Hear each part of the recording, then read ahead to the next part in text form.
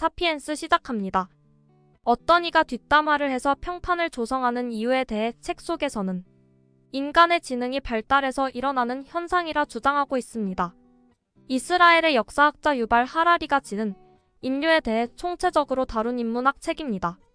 당시 무명의 역사학자가 쓴 책임에도 출판 이후 세계적으로 선풍적인 인기를 끌었고 마크 저커버그, 빌 게이츠 등 많은 유명인들의 주목을 받았습니다.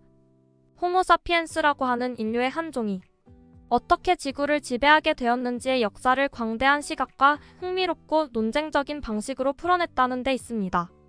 그와 동시에 인공지능 등 기술의 발전과 더불어 전환점에 서게 된 인류의 미래에 대해 새로운 관점에서 생각해보게 했다는 것도 인기에 기여했다 할 것입니다. 사피엔스를 이끌어가는 세 가지 키워드가 있습니다. 힘, 통합, 행복. 사피엔스는 1부 인지혁명, 2부 농업혁명, 3부 인류의 통합, 4부 과학혁명의 네 가지 파트로 여러 인류 중 한 종이었던 호모사피엔스가 지구에서 어떻게 융성하게 되었는지 설명합니다. 1. 인지혁명. 상상의 질서를 빠져나갈 방법은 없다. 우리가 감옥 벽을 부수고 자유를 향해 달려간다 해도 실상은 더 큰 감옥의 더 넓은 운동장을 향해 달려나가는 것일 뿐이다. 생물학 역사의 관점에서 불과 수십만 년 전만 해도 지구상에는 다양한 인류가 살고 있었다. 그 중에서 오늘날 사피엔스만이 지구상에 살아남아 번성하게 된 이유는 무엇일까? 유발 하라리는 그 비결을 인지혁명이라 명명한 변화에서 찾는다. 인지혁명이란 약 7만 년 전부터 3만 년 전 사이에 출현한 새로운 사고방식과 의사소통 방식을 말한다. 그러니까 관념 즉 상상력에서 인지혁명이 비롯되었다는 것이다. 구체적으로는 뒷담화를 하여 무리를 만들 수 있는 수를 10명에서 150명으로 늘렸고 거짓말을 하고 허구를 만들어 상상의 질서를 만들어서 무리를 만들 수 있는 수가 끝도 없이 늘어났다는 것. 그리고 이러한 인지혁명 결과 사자를 피하고 들소를 사냥하는 등의 복잡한 행동을 계획하고 수행하는 등 더욱 강한 방어력과 공격력을 가지게 되었고 최대 150명의 무리를 지으며 상당한 규모의 사회적 집단을 이룰 수 있게 되었다고 한다. 나아가 부족정신, 국가, 민족, 인권, 원시 신앙 등 물리적으로 존재하지 않는 추상적인 것들에 대한 정보를 전달하는 능력까지 생김으로써 대단히 많은 낯선 사람들끼리도 공감과 협력이 가능해졌다고 한다. 예를 들어 숫자가 적혀있는 색칠된 종이장을 사람들이 돈이라고 여기고 사용하는 것도 돈으로서 믿으니까 그런 것이다. 정부의 보증, 사용자의 신뢰가 없다면 그것은 그냥 종이 쪼가리, 금속 덩어리에 불과할 것이다. 당장 베네수엘라에서 자국의 화폐를 사용하지 않고 달러를 이용하거나 QR 결제를 이용하는 것을 보자. 이는 인간이 관념적인 질서를 만들고 믿는 것의 대표적인 사례이다. 이 파트에서 유발 하라리가 전하는 핵심 메시지는 이렇다. 세상의 모든 종교와 이데올로기는 사람들이 진리처럼 받아들이고 국가와 기업을 위해 일하지만 그 실체는 물리적인 현실과 무관하게 인간이 만들어낸 관념이라는 것이다. 2. 농업혁명. 우리가 밀을 길들인 것이 아니다. 밀이 우리를 길들였다. 저자 유발 하라리는 농업혁명을 거대한 사기라고 규정하며 사피엔스가 빠진 함정이라고까지 칭했다. 농업혁명으로 인구합이 발생하여 폭증한 인구와 그 인구가 요구하는 인구 부양력 때문에 농업을 멈출 수가 없게 되었고 그것이 동물이나 지구를 병들게 할 뿐더러 인류에게도 그다지 유익하지 않았다는 것이다. 인간이 새로운 농경지를 지을 때마다 기존에 살고 있던 동식물은 쫓겨나거나 몰살당했다. 그리고 그 땅 위에 사는 인간도 농경지, 집, 가축에 얽매이게 되었고 자연스레 온갖 병균과 분뇨를 끼고 살게 되었다.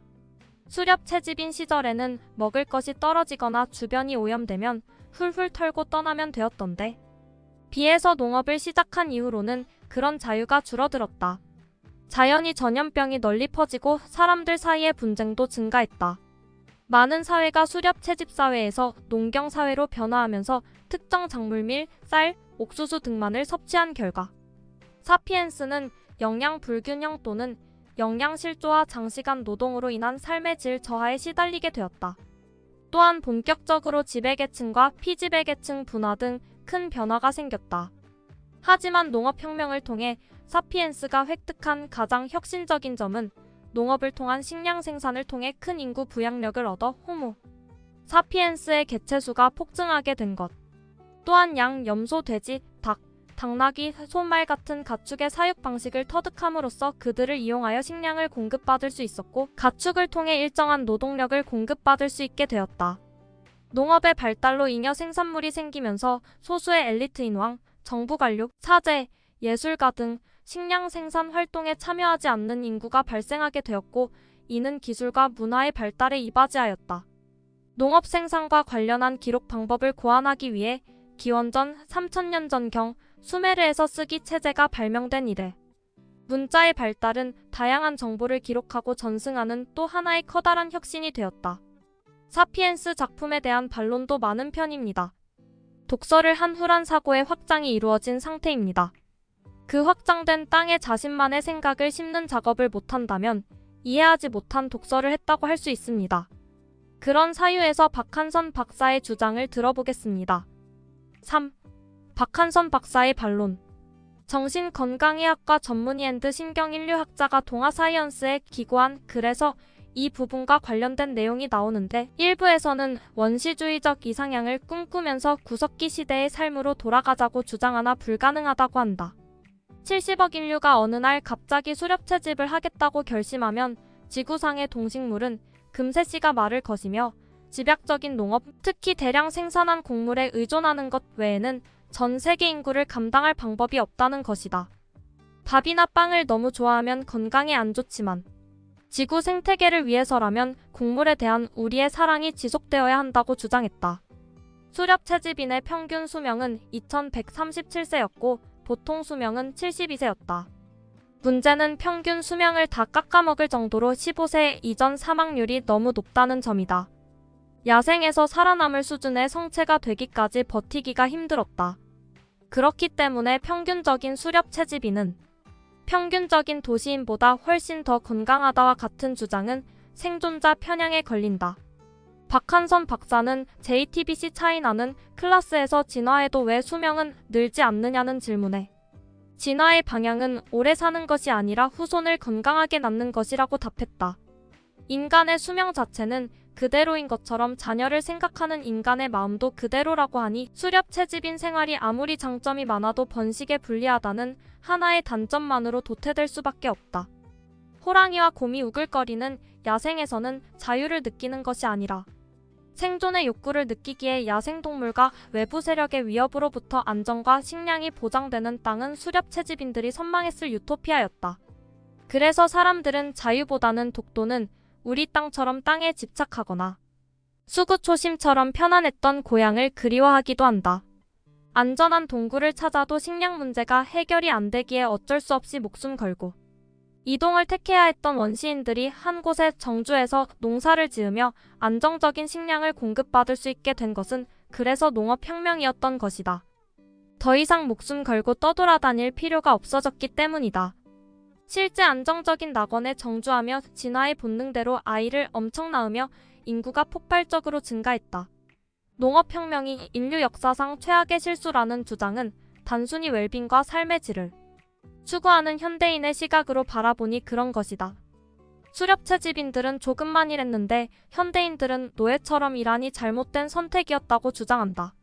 하지만 현대사회에서도 결혼을 안 하고 혼자 살면 훨씬 편하고 자유롭게 살 수 있는데 왜 굳이 결혼과 자녀 양육이라는 평생 동안 상당한 노고를 들여야 하는 선택을 하는 사람들이 많을까? 물론 교육 수준이 높아진 현대사회에서는 실제로 웰빙의 가치를 크게 여겨 초식남처럼 독신을 택하거나 결혼을 해도 출산을 하지 않는 딩크족이 늘어났지만 21세기 저출산이 문제가 된 한국에서 불과 수십 년 전만 해도 국가에서 아이를 그만 낳으라고 해도 엄청 낳아댔었다. 아이를 낳을수록 웰빙에서 멀어지지만 그래도 웰빙보단 출산을 선택했던 것이 70년대 한국이었다. 하물며 더욱 본능에 충실했을 원시인들이라면 식량 문제가 해결된 이상 출산과 양육에 절대적으로 유리한 정주 생활을 택하는 것은 필연이었다. 다만 다묘 가정의 고양이가 늘어날수록 서열 정리가 일어나며 계급이 생겨나듯이 농업혁명으로 인해 안정적인 환경이 보장되자 진화의 본능에 충실하여 후손을 엄청 낳아대니 많은 부작용도 생겨났다. 갑자기 사람들이 마구 늘어나니 세력이 형성되고 세력이 확장되며 다른 세력과 충돌 전쟁이 일어나고 사람들이 많아지니 서열 정리를 통해 계급이 생겨나고 그로 인한 갑질과 억압, 갈등, 착취 등의 부작용이 생겨나게 된 것이다. 지배층은 거창하게 인류의 평균 수명 따위 생각하지 않기에 노예를 착취하거나 청년들을 전쟁터에 총알바지로 내보내는 등 소수 지배층의 이익을 위해 다수 피지배층이 희생됐기에 농업혁명 이후에도 딱히 인류의 평균 수명은 늘어나지 않았다. 박한선 박사는 사피엔스에서 지적한 농업혁명의 부작용을 인정하며 농업의 도입은 혁명이라기보다는 재앙이었는지도 모르나 다만 인류가 이를 극복했다고 한다. 상당한 수준의 자유와 평등, 건강을 이룩했으며 수명도 가장 늘어났다면서 혹시 수천 년 전에 뿌린 씨앗을 이제야 거두는 것일지도 모른다고 했다. 인류가 기하급수적으로 늘어나며 우려된 식량 문제는 과학이 해결했고 영유아 사망이나 전염병 등도 의학이 해결하자 평균 수명이 획기적으로 증가했다.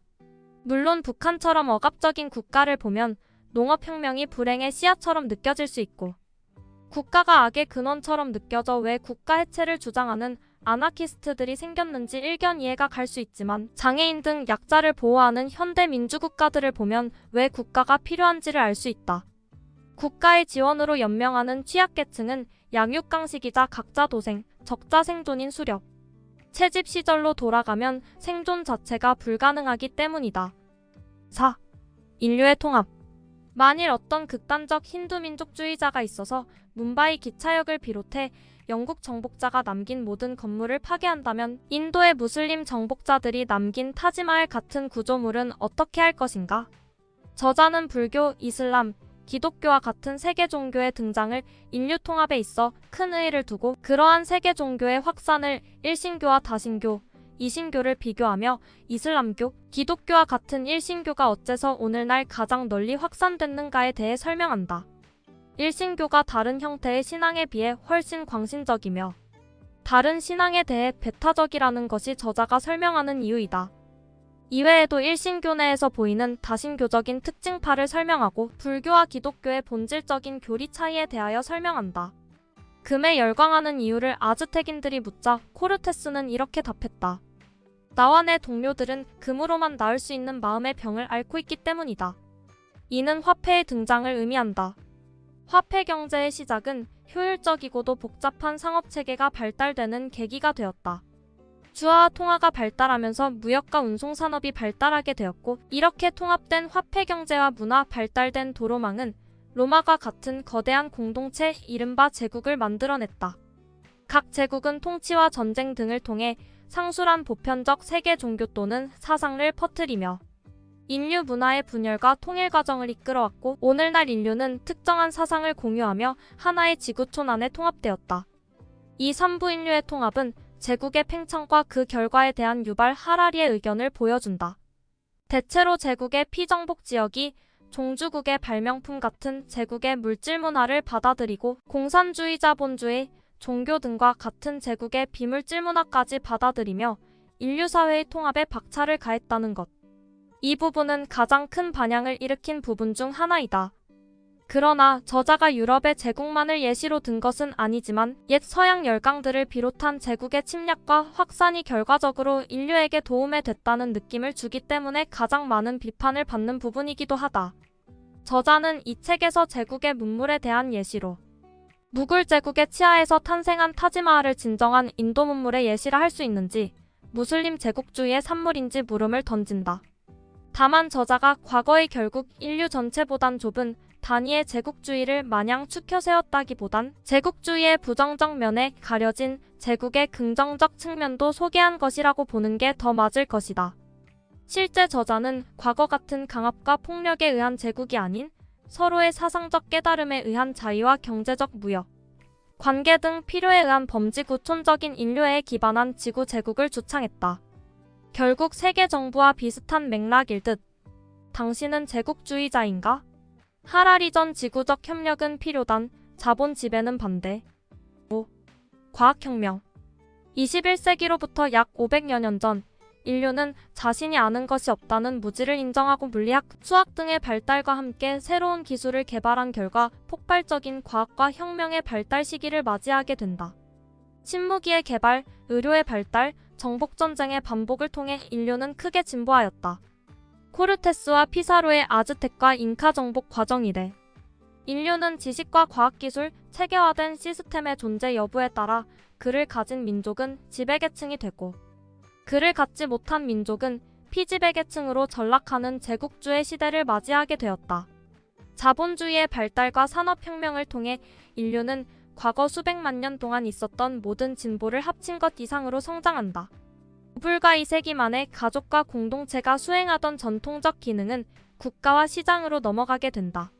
그리고 인류는 오펜하이머를 필두로 1945년 원자폭탄을 만들어내면서 이후 핵무기라는 자신들의 터전인 지구조차 끝장낼 신의 영역에 접근하게 된다.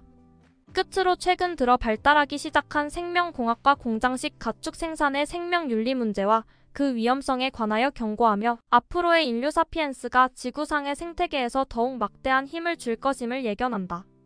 6. 자본주의의 교리. 자본주의의 역사는 과학을 고려하지 않으면 이해될 수 없다. 영원히 계속되는 경제 성장에 대한 자본주의자의 믿음은 우주에 대해 우리가 아는 거의 모든 지식에 위배된다. 은행은 자신들이 가진 $1당 10달러를 빌려주는 것이 허용된다. 중략 이것은 속임수가 아니다. 오히려 인간의 상상력이 지닌 놀라운 능력에게 바치는 헌사이다. 당연히 지구의 크기는 제한되어 있고 자원도 제한되어 있으니 경제 성장 또한 무제한 지속될 수는 없다. 지난 200년간 경제가 성장할 수 있었던 것은 과학, 기술의 발달 덕분이었으나 이도 언젠가는 한계에 부딪힌다. 그럼 소개해드린 사피엔스의 내용을 정리해보겠습니다. 진화와 인류의 발전책은 초기 사피엔스의 등장부터 농업혁명, 종교 제국, 과학혁명 등을 포함한 인류의 주요 발전 단계를 다룹니다. 인류의 혁신과 발전 농업혁명은 인류 역사에서 중대한 전환점이었으며 이에 따른 사회구조의 변화와 함께 인간의 생활 방식이 크게 변화했습니다. 사회적 구조와 시스템 책은 인간 사회의 형성 과정, 권력의 집중, 종교와 신화, 경제체제 등 다양한 사회적 구조와 시스템을 탐구합니다. 문화와 지식의 전파 사피엔스는 문화와 지식의 전파를 통해 현대 사회를 구축하며 이는 언어, 믿음, 가치관 등을 통해 이뤄집니다. 인간의 미래에 대한 고찰 인공지능, 생명공학, 기술 등 현대의 발전은 새로운 도전과 고민을 야기하며 이에 대한 인류의 대비 방안과 미래에 대한 전망을 다룹니다. 과거와 현재의 연결 인류의 역사를 과거와 현재의 연결고리로 바라보며 현재의 상황을 이해하고 미래에 대비하는 데 도움을 줍니다. 인류의 이기와 패배 인류는 역사 속에서 성공과 실패를 거듭하며 이를 통해 우리가 어떻게 발전해 왔는지에 대한 통찰을 제시합니다. 여기까지 사피엔스 작품에 대해서 알아보았습니다. 구독과 좋아요는 다음 영상을 만드는 큰 에너지가 됩니다.